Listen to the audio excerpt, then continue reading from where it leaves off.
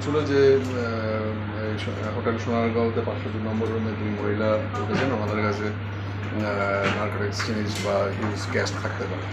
তো অ্যাকর্ডিংলি আমরা এখানে মহিলা পুলিশ সবাই মিলে এখানে আমরা রেড করি। রেড করার পরে আমরা এখানে বেশ কিছু টাকা পয়সা পাওয়া যায়। তো কোনো রকম নার্কোটিক্স জিনিস পাওয়া গেছে না, কিন্তু এই টাকাটা কী ব্যাপারে, কে দিয়েছে, কেন আনলো, এখানে কাকে দেওয়ার কথা, এইসব জিনিসগুলো বার করতে হবে এবং আমরা এই ইনকাম ট্যাক্স অফিসিয়ালদের সঙ্গে যোগাযোগ করার চেষ্টা করছি। আনুমানিক কত টাকা হবে? আনুমানিক 10 লাখের উপরে তো হবে। ওই মহিলা কোথায় থেকে এসছে? ওনারা দিল্লি থেকে এসছে। কী কারণে এসছে আপনারা জানতে পারছেন?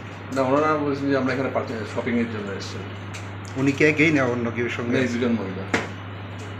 তারা কি কোন জায়গাতে এসছে? দিল্লি থেকে।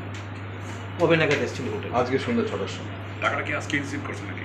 না, টাকাটা ওখান থেকে দিয়ে পাঠানো হয়েছে এখানে কাউকে হ্যান্ড ওভার করার জন্য। কি মনে হয় এই ঘটনার সঙ্গে অন্য কেউ জড়িত থাকতে পারে কি? এবং মহিলার সঙ্গে কি অন্য কেউ জড়িত? নিশ্চয়ই একটা র্যাকেট এখানে আছে, র্যাকেট আছে।